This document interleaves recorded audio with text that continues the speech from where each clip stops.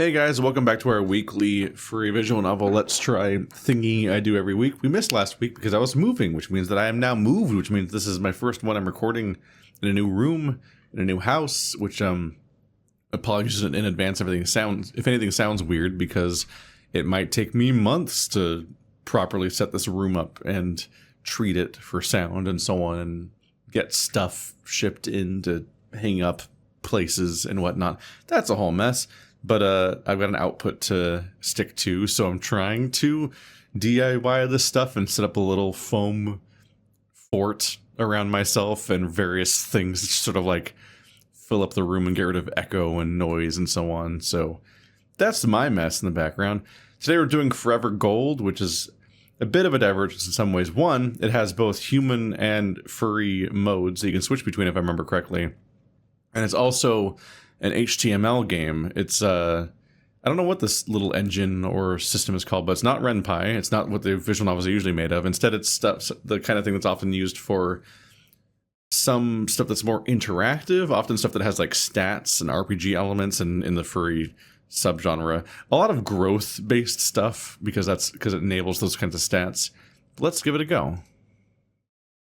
Forever Gold is intended for mature audiences. The story contains potentially upsetting themes, including prejudice, both real and fictional, violence, death, abuse, war, and other unpleasantries associated with such topics. Sexual themes are present as well, though no acts are depicted in explicit detail. Reader discretion is advised.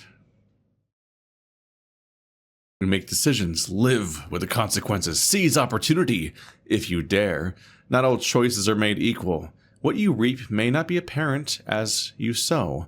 Good intentions will not always be enough to absolve you. Ooh, I love the proper choice-based game. Traits and ideals. Traits and ideals influence your actions, which in turn shape your traits and ideals.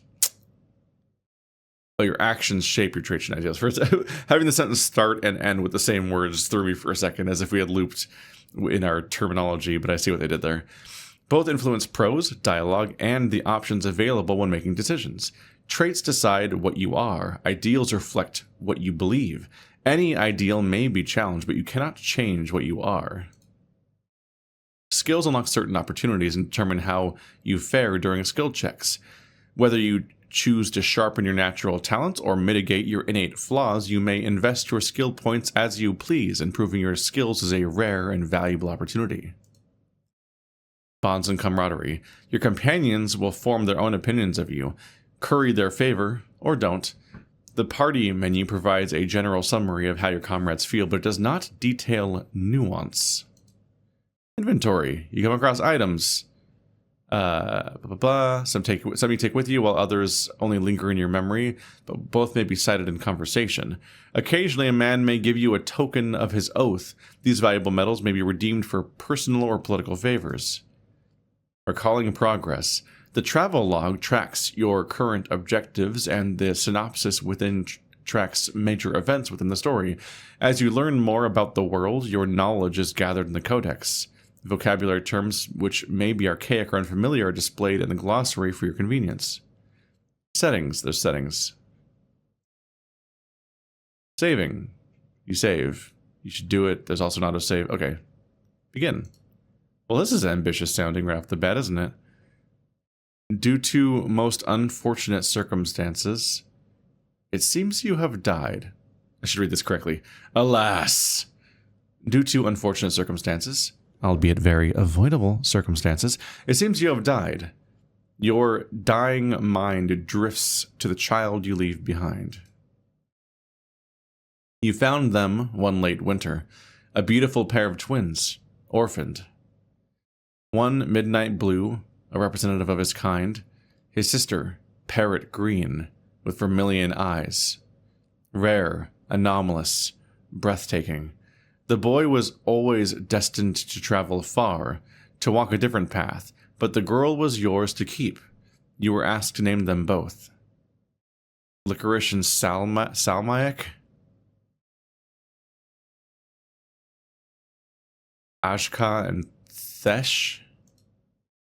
Cerise and Vermeil? Ralta and Nenvu? Magpie and Rook? That is easy. Sure, why not? Your life flashes before your eyes. You cared for Magpie as your own from that day forward. Rook was raised by a dear friend.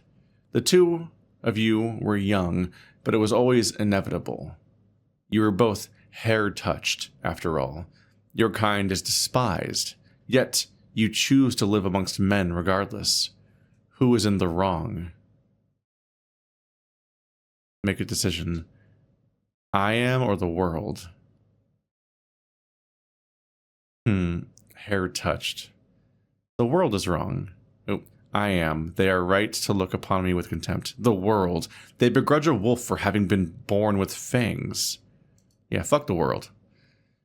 The curse is a heavy burden, as it is. You refuse to drag judgment alongside it. Better an outcast than a prisoner of your own making.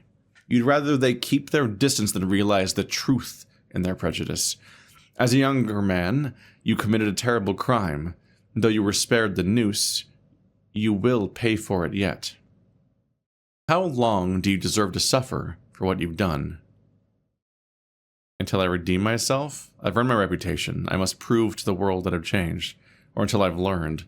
I changed long ago. Further punishment is torture for torture's sake. Yeah, that one. The only way forward is upon your own 2 feet. A man cannot walk if he is kneeling in agony. Your continued punishment has long since lost its purpose, and you tire of performing guilt. At least you are well hidden now, beneath dirt and stone, where the bones sleep and the sun dares not venture. Are you safe here? Am I safe as a buried body? Damn. Yes, the dirt blankets me, the bones embrace me, I'm home. No, I'm trapped. I can't breathe. I'm going to die. That one. Let's be afraid of being buried when we're dead? The earth crushes the life from your body. Buried beneath rock and stone is precisely where a dead man such as yourself ought to be. There is no better place for you. There never was. Not even your family would dare part you from the dirt. Your body belongs to the earth. Which body was yours again? Nope. And we're picking one. This is wild for a setup. It is becoming difficult to remember what sort of body you had. You think you recall the basic idea, 5 fingers to a hand, 5 toes to a foot, a strong man in the prime of your life, and utterly wretched at performing social norms. You are slow to improve on all social skills. That's the current setup, which I assume changes as I move these around. Something, let's see.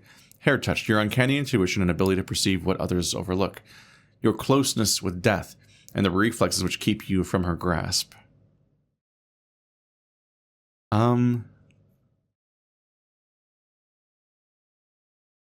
So like perception and reflexes. Empathy, the capacity to relate to your fellow man and your ability to parse their expressions, emotions, and intent. Etiquette, your understanding of social conventions among the common folk and court alike. Deception, your talent for constructing conniving falsehoods, intuiting who will believe them, and your instinctual ability to understand that you are being lied to. Physical, your raw physical strength, stamina, and pain threshold. And can you subtract any of these? Okay, so we start off being bad at empathy and etiquette, and okay at physical. And that's it. Looks like D&D rules, 10 is average, so it's the normal modifier, and every 2 points above or below subtracts or adds 2 points, and we're starting off with -2 to empathy and etiquette, +2 deception, physical. Okay. Maybe some observation, a little bit, and to know when we're being lied to.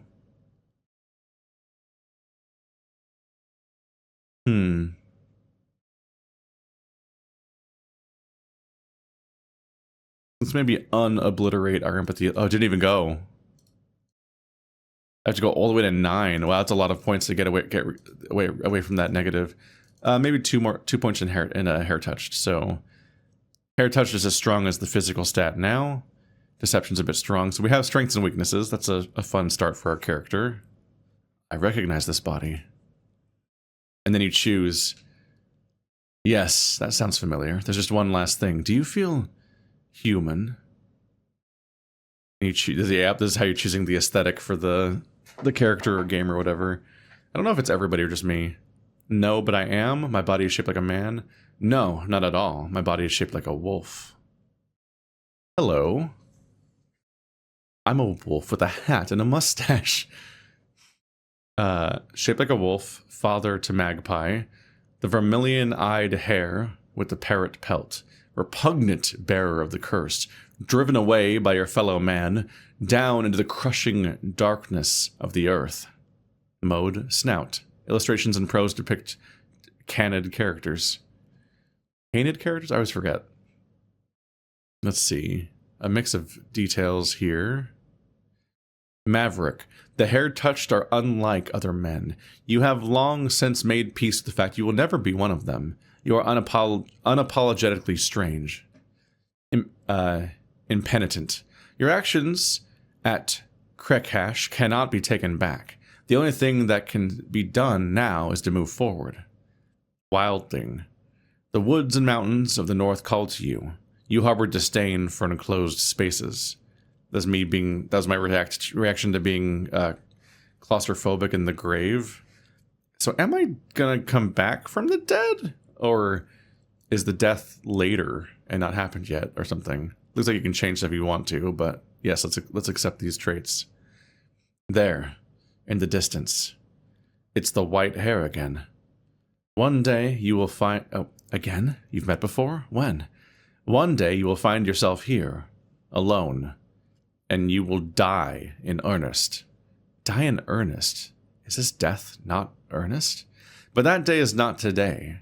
Today she spares you. Come, she beckons you to breathe again. Hello. Look at that cute little wolf. But also let's maybe make... I made it large, let's make it extra large. Because extra large isn't that... The large isn't that big overall. Yep, and this is what I'm used to. There's definitely does it say what this is? It doesn't really say on the screen anywhere. Yeah, this is some other engine for making little text games that people have been using, which is its own particular like web-based thing where you can scroll. Oops, I'm making stuff generate. You can scroll for a bit, and there's like a sidebar with like settings and buttons and things. Just its own particular whole setup. I wonder how this one works. I'm curious what it's like to program and like what it's like to make a game in this versus Ren'Py and so on. Tunnel 3, Naktoga Mine, 1796 spring. The crushing weight of several tons of dirt and stone lift from your chest. Lungs burning, you gasp and sputter for air through flattened lungs and cracked ribs. Against all reason, you find them in perfect order.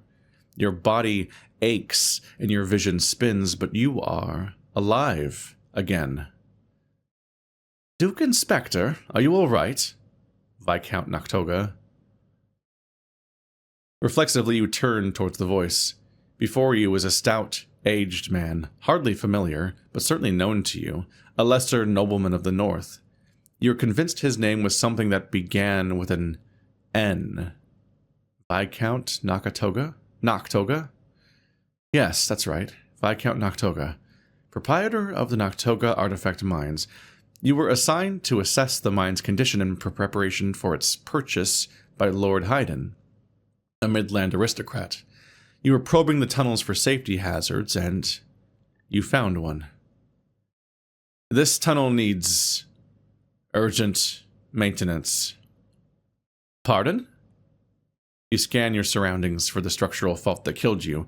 To your horror, you realize that the very support you lean against now, it is the very support you lean against now, the beam stands upright once more, intact, mocking you. While your memories of its collapse remain, flickering on the periphery of your mind, you had taken in your hands and given it a light jostle. That was all it took to splinter the old wood and send the earth thundering down upon you. Death by way of pulverization is common in your work. Being buried alive is as harrowing as it is routine. Crushed beneath the rubble, you fear each cave-in is your last. only to find yourself intact and unharmed once your vision is through. Your hallucinations of death are uncanny and vivid, gut-wrenchingly indistinguishable from reality. But they are only hallucinations. So that's what the intro was, and it's conveniently also our character creation. The art is so good on these characters. I just wish it was a little bigger. Technically, I can go, there, that's even better for YouTube, probably, is just a mouse wheel in a little bit because it's HTML and I have that power until it breaks something. You clear your throat. The beam displays an unacceptable degree of wear. It must be replaced as soon as possible. No one is to work this sector until then. Understood? What? It looks fine to me. Understood. See, the expression changes are easy to see when you're zoomed in, too. I wonder if one of the settings was make art big. I think I just saw snout mode. Scrolling list. Autosave. Theme. Yeah, nothing like that, really. Womp womp. The Viscount sighs. He pinches the bridge of his nose in exasperation. This won't affect the sale, will it? That's for Lord Haydn to decide, but I am obligated by duty to inform him. Right, of course. Conclude your inspection. Same place, yep. The daylight which greets you at the mouth of the tunnel is blinding. Your eyes adjust in time, but the incessant buzz of many men conversing at once never ceases to be unpleasant. Here, in the Northern Kingdom, the sale of a mine to a midland dignitary is cause for celebration, at least among the nobility who profit from the exchange. It is an event that calls for catering and decoration. In the eyes of the workers, however, these festivities are little more than a demonstration of aristocratic affluence and ego, a celebration of wealth flowing into wealth. But the northern commoner is never one to turn down free food or drink, so he snatches what comforts he can whenever they are offered. He is a man of endless misgivings, but few complaints. This is the largest sales ceremony you've seen since you became an inspector. A cacophony of voices, do I click on these at all? No. And swarm of attendees turn the surface of Noctoga Mine into a daunting maze of warm bodies and hors d'oeuvres. It is a miserable thing to endure. Lord Haydn, the man who is to purchase this mine, is an unmistakable sight, large in stature and even larger in presence. You wouldn't have thought it possible to lose a man like him in a crowd, yet here you are, shouldering your way past jabbering drunk so that you might warn him of a danger you suspect he'll find irrelevant. You've never once seen Lord Haydn back out of a deal, no matter how dire your assessment. Granted, the Midland noble has the guilders to make the repairs, of course. Wealth you struggle to wrap your mind around, even as a son of northern royalty, but the scale of such renovations are daunting to imagine nonetheless. Look at that. So that's who that's who's hired us for council. He's got dreads, belly, wine, lots of ruffles. The mix of he has a wolf brooch, but we have a human skull brooch, which raises all sorts of questions back and forth, really. But the art style is incredible. Eventually, you find him beneath his own personal canopy. Ooh. Look at all this. People are extremely dressed up looking here, too. Just in general. I don't imagine the people that work at the mine are dressed like this. However, surreal. I'm reflexively looking for the cameras. I'm expecting cameras to... It's like a ribbon cutting ceremony, like it's a trade, a deed, yeah. They're doing a sale. But yeah, you just do it in front of a bunch of people and everyone looks at you. There's not like a long-term documentation. Ironically, this looks like an old photo, so that even more makes me primed to look for like some sort of thing that makes the scene permanent for people. That's the last thing you remember with any clarity. Ooh. A rabbit horse? Is that a rabbit because Haretouched, or is that a mask? It looks like there's a hair on the back. So there's an anthro hair and then a horse hair thing on top of the drill. Oop. Okay, that part is a mask. So maybe they're both masks then. They're both wearing rabbit masks because of the legend or something. The rest is a blur. Arthur Andimer, hunter of unicorns and king of the Midland by grace of the architect divine. Ballard Barghur, master of hares and archduke of the northern wastes. Atlas Keshet, slayer of rocks and archduke of the southern seas. We 3 crowns of Vestur urge you. Lay down your arms, for our 3 realms are one under the banner of the tri-kingdom of Vestur. The war is over. Barghur Estate. What is happening? There's the hair emblem. Is everyone related to that Haretouched? The jarring thud of fist against wood jolts you from your haze. Across from you sits the reigning Archduke of the Northern Kingdom, your father. His brow is fixed low on his face. Above it, an angry sheen of sweat glistens over the tense expanse of his forehead. He is a man who looks stern on a good day. One of the scant few things you have in common with him, you are told. And today is far from a good day. Quintrell, focus. Pardon? The attack on Naktoga Mine, boy. The one you witnessed scarcely an hour ago. You furrow your brow. Has it only been an hour? It feels longer, but the ash clinging to your pelt and the lingering smell of burning spirits in your nose indicates otherwise. Oh, yes, that, he snorts in disbelief. That is an interkingdom incident, an act of terror. An artifact mine was blown up. And the common folk, they're saying some, your father stammers, searching for the least preposterous phrasing he can manage, some character from a fairy tale did it on behalf of those bare-hand brothers or whatever they're calling them. It's the Brothers of the Bare Hand. If I'm not mistaken, they've been protesting the sale of northern mines to Midland nobility for some time. He silences you with a rise of his hand. I know. Your father drags a palm down his broad face. He shuffles about his desk and pulls a cigar from a drawer to soothe his nerves, only to lose his appetite when he catches a sight of your singed form. He throws the smoke back into the drawer and slams it shut.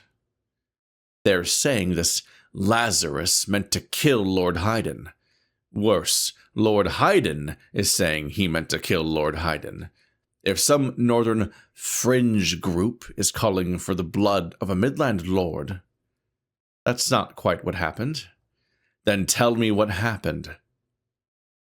You do not mean to be difficult.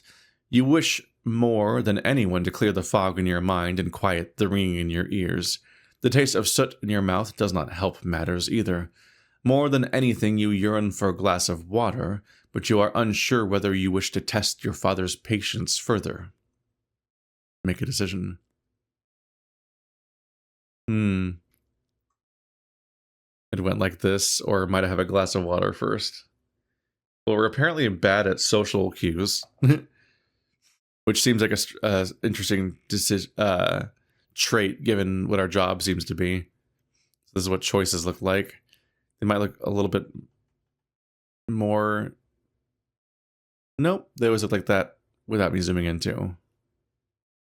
But I will be zoomed in. Might I have a glass of water first? The words crackle hoarsely from your throat. Your father sighs. The creases in his meaty face soften ever so slightly. Even he, chronically frustrated with the way that you are, cannot deny that you've been through an ordeal. He reaches for the bell on his desk and gives it a ring. A maid emerges from elsewhere in the estate. Give the boy some water, will you? The young woman dips her head and excuses herself. In her absence, neither you nor your father speak a word. Instead, you watch him watch you with a strange, uncharacteristic gleam in his eye. It takes you several seconds of puzzling to identify the gleam as concern. The tender kind, unlike the fear of humiliation which drives most of his worries about you. When the maid returns with your water, your father does not chide you from your manners as you drain the cup in sloppy, parched gulps. It is very unlike him. You are forced to conclude that the events at the Noctoga mine are more dire than you thought. Better?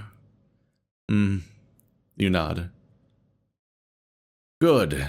Now, why don't you start at the beginning? Recount your experiences. I set out for the Noctoga mine at about 5 in the morning. As you know, I prefer an early departure to offset potential delays. Once I was dressed, I went to fetch Magpie's breakfast from the ice house. It's interesting we don't name Quincy, but we name both of his children. And I wonder what roles that's gonna have in the future. Ah, he cuts you off. Too far back. The ceremony, boy. I don't give a damn what your rabbit ate for its breakfast. Your rabbit. Interesting. Because their hair touched, but it's interesting to say about the kids. You grate your teeth. Right. He doesn't want to hear about Magpie. He'd rather pretend she didn't exist. It's best to stay on topic. By the time I concluded my inspection, the festivities were underway. I'd uncovered a structural weakness in one of the tunnels, so I sought to inform Lord Haydn before the sale was made official. However, when I informed him of this liability, his response was odd. Odd? How do you mean?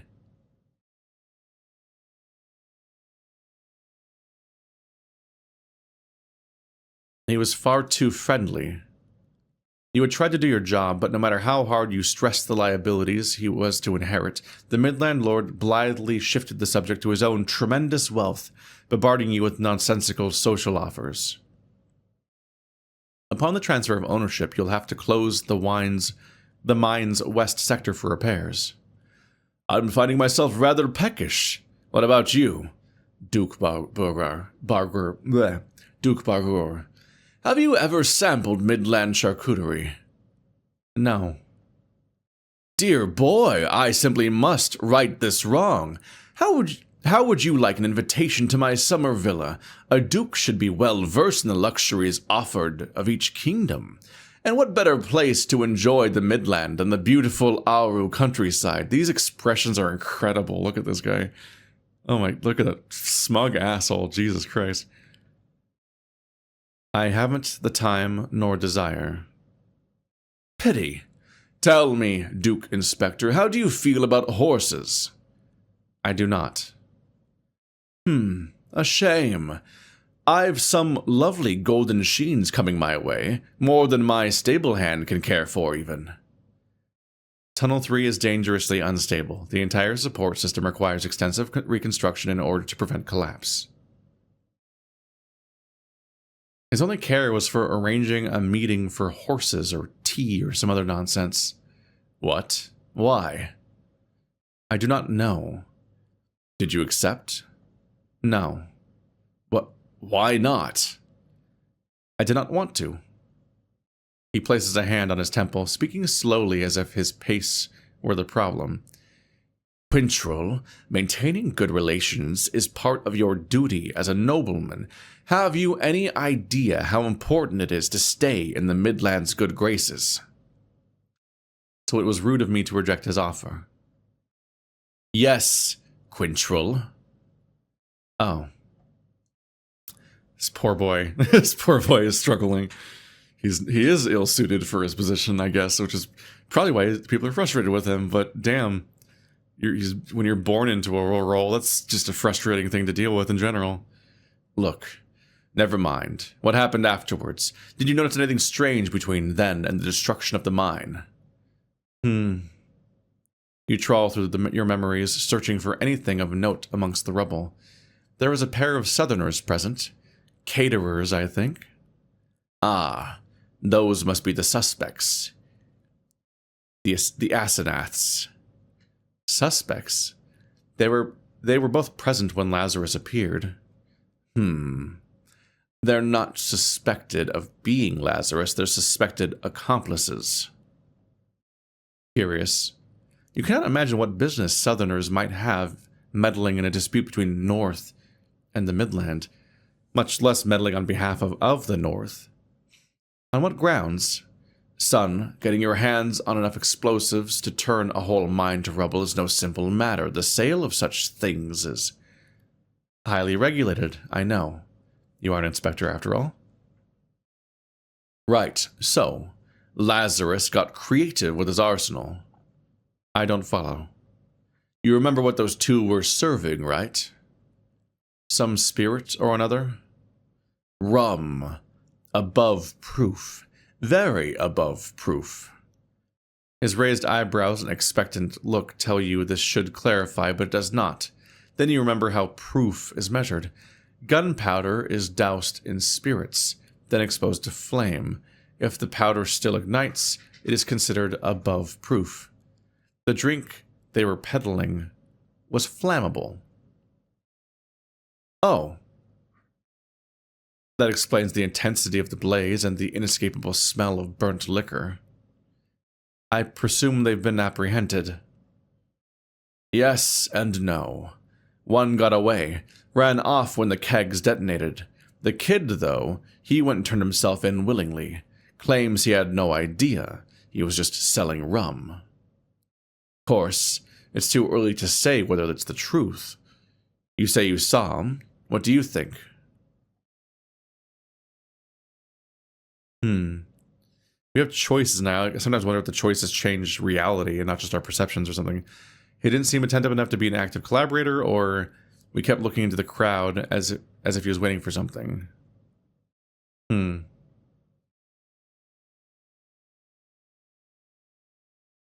don't know if this changes the reality or not, or what the deal is, or level of suspicion. I don't have evidence to go on, so we're creating our story in real time, essentially. He didn't seem attentive enough to be an active collaborator. You had stopped at their stall for only a paltry few minutes. You aren't much of a drinker, but between speaking with Lord Haydn and your own gruesome death, you figured you had earned it. Maybe, you had hoped, that dulling your senses would make the atmosphere tolerable. You remember the older man quite clearly, paunchy and middle-aged, with greasy hair and a conniving grin. He spoke to you with the enthusiasm of a seedy street vendor, even though Lord Haydn and Viscount Noctoga had already paid his fees. Drink up, kid. These are happy times for the North. Happy, happy times. And if they ain't happy times, well, grab some rum, grab a girl, and make 'em happy. The younger man, however, you struggle to recall. You're not sure he spoke at all. You've no proof he was even capable of it. The only acknowledgement he gave you was a bob of the head before loosing his attention on the crowd. I wonder, can you... Nope. I was wondering if I could open the image in a new tab.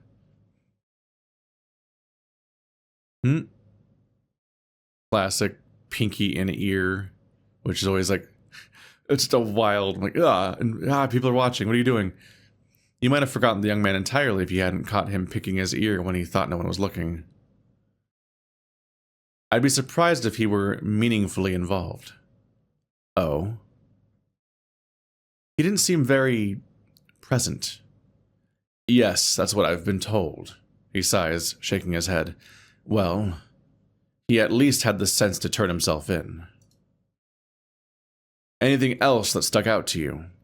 No, everything seemed routine until Noctoga Mine went up in flames around you. Considering the scale of the collapse and the ensuing panic, it's a wonder there were no casualties. Until Lazarus rode out of a storybook on the white hare of legend, blew up the Noctoga Mine, and called for the death of all Midland interlopers. You shake your head, your brow tensing once again. What a bizarre reduction of events. Whoever delivered this account to your father must have sustained a head injury. Did you sustain a head injury, though? First of all, he was an ordinary man in a storyteller's mask. Second, blood of my kin is neither storybook or fairy tale. It was a speculative allegory written in the 1400s about northern sovereignty and contemporary fears regarding tri-kingdom unification. Irrelevant. Next. I'm wondering if they're intentionally writing Quincy to be autistic, basically, because he's got the info dumping, he's got this care for details, but also very specifically struggles at social graces despite being forced into a job race to deal with that. And he very specifically is unhappy in a large, raucous, crowded, like, party environment, which, like, same, but the fact that parties exist seems to suggest people love them because of all the people doing it. I don't get it. Would like to leave, generally speaking. Like this, but the fact that this is what he's fixing on, like, excuse me, it's not, all of the words you said were incorrect. And like, okay, that's not what your dad wants right now. You sigh. His hair wasn't white. Ooh. Do they really look like that? Are those eyes real? Oh my god. Wild. I love this art style. Imposing as he was, Lazarus's hair was your standard wild type buck, long-legged with a common blue coat. Sure, his face had been smeared in some sort of white paint, but are those without the Haretouched truly so bad at distinguishing hairs that they cannot tell the difference between a painted coat and a natural one? Surely they still have eyes. Hairs don't come in white. Without the Haretouched, truly so bad at distinguishing hairs. It's interesting. So he thinks that specifically him being Haretouched, which we don't totally know the details of that yet, makes him pay more attention to hairs, I guess, and not and everyone else just is easily fooled by tiny tricks. His head was painted white, that is all. Only the head. Tch, he scoffs. Shoddy work, but I suppose it got the rumors flowing. As for Lazarus calling for the death of Midland interlopers, that did not happen. He mostly spoke of the nobility protects the Tri-Kingdom with their gift. Yet, they would have no relics with us with which to bless us, were it not for the mines in which we toil. Vestur's prosperity was dug from the earth by our bare hands, and yet we weather our winters cold and hungry. Our children and elders suffer empty stomachs for the sake of miracles that they will never grace us. The Tri-Kingdom's mirror comes at the cost of northern blood. My brothers in the north, I urge you to act, lest our people choke in the grip of uncaring gloves. That's a wild visual there. So the face... I need a drink, apparently.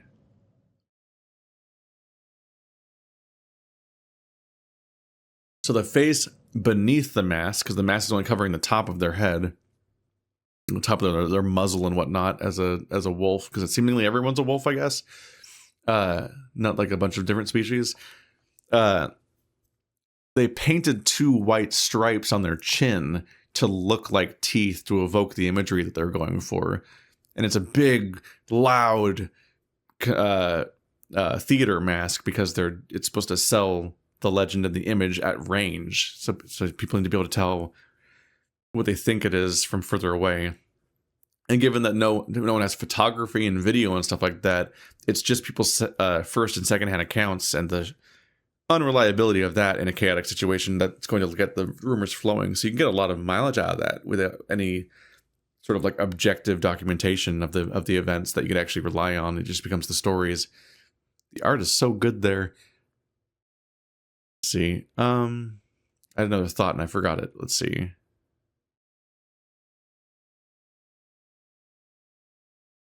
I thought I had a different thought. Maybe not. It was quite the speech, at least from what you could catch over the roar of the flames and the crowd's mingled, discordant cries of fear and support. It only comes to you in scraps. Oh, right. It's the fact that this is a really interesting way to start your story.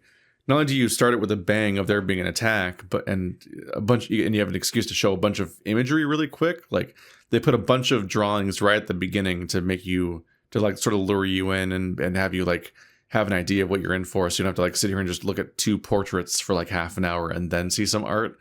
So that's a good way to start things off. But it's intriguing that they had the thought to intersperse it through a framing device here, because they could have just shown the scene play out.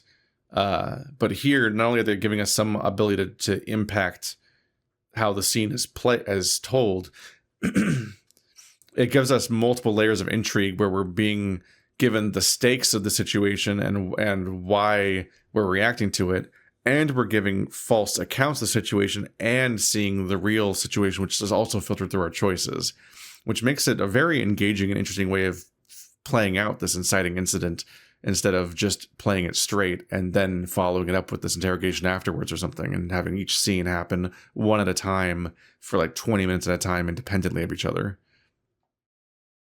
That's neat. The North being strangled by gloves? Your father sinks his head into his hands. It is clear from the hitch in his breath that he is doing his best not to be cross with you, but you are testing his limits. With a great sigh and even greater resignation, he peels his left hand from his face, and with that hand he points to his right. You frown, your eyes drifting from one brilliant unicorn-high glove to the other. What are you supposed to be looking at again? Might be the fact that you guys wear gloves? They call the workers the bare-handed, and all of you aristocrats wear gloves very noticeably. You even have a CG of touching your hat to show your gloves specifically.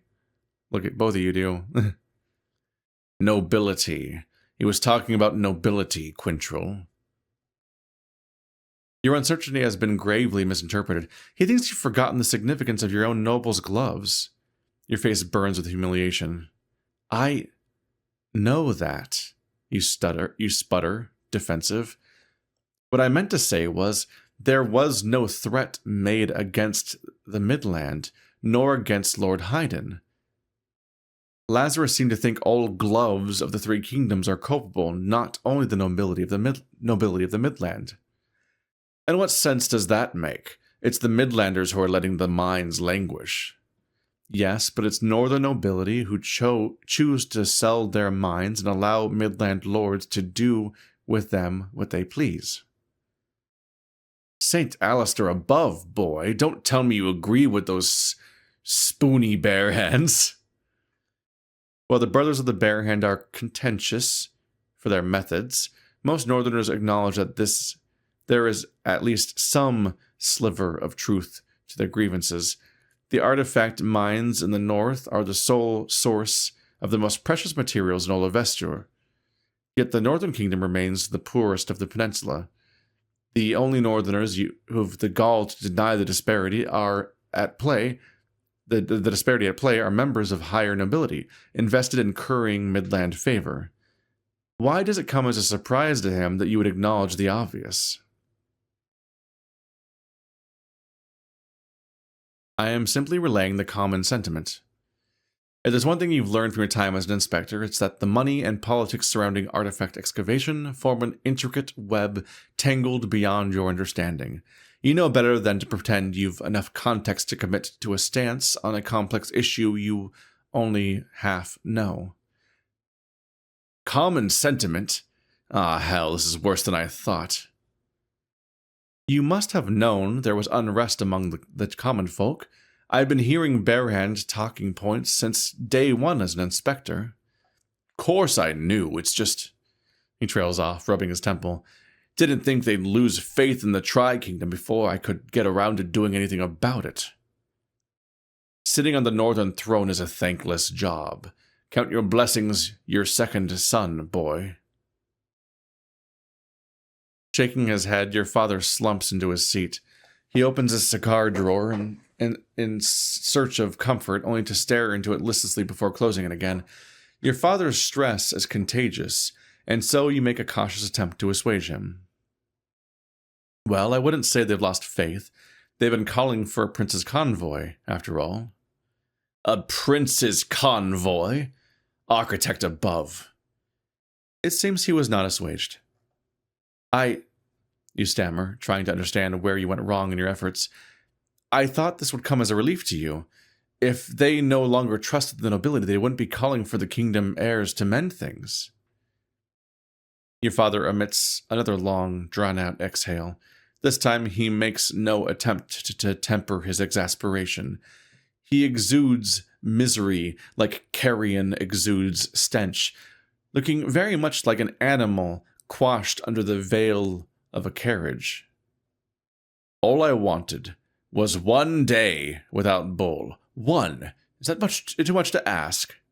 Well, rhetorical question, boy. You're not supposed to answer it. There's an awkward pause following your father's bluster. The Archduke shifts in his chair as he mulls over how to restart the conversation.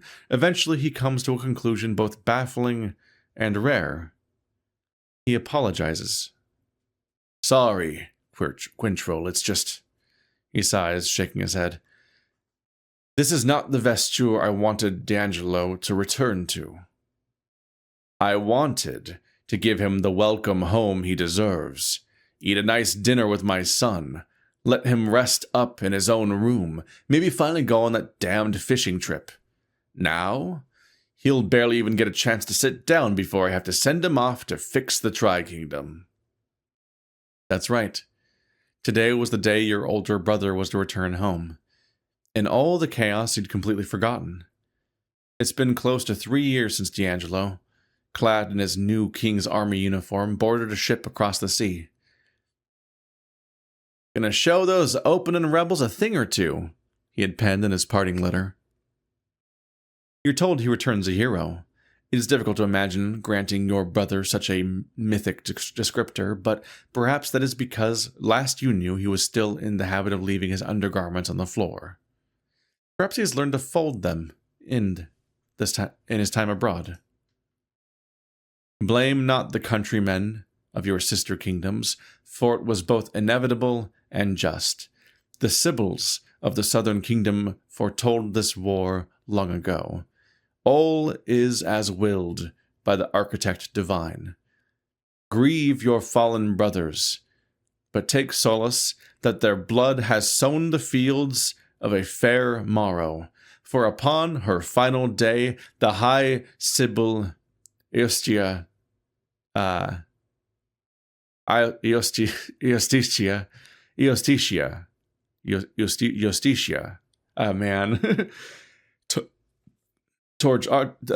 told Archduke Keshet of what lay beyond the war.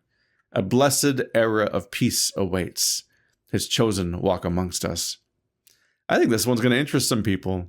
If you want to check out the rest of the story so far, or actually, this one might be done. I can check a little bit more. Does it have patch updates listed? Version 1.1, 1.2. Episode 1 is out now. Okay, so it is called episode 1 so far, I think. So I think it's not done. But if you want to check this game out, there's a link to the itch.io page in the description, and you can go take a look at that right now. There's also a link to the playlist of all these other Let's Tries if you want to browse even more games. And also, I have a Patreon.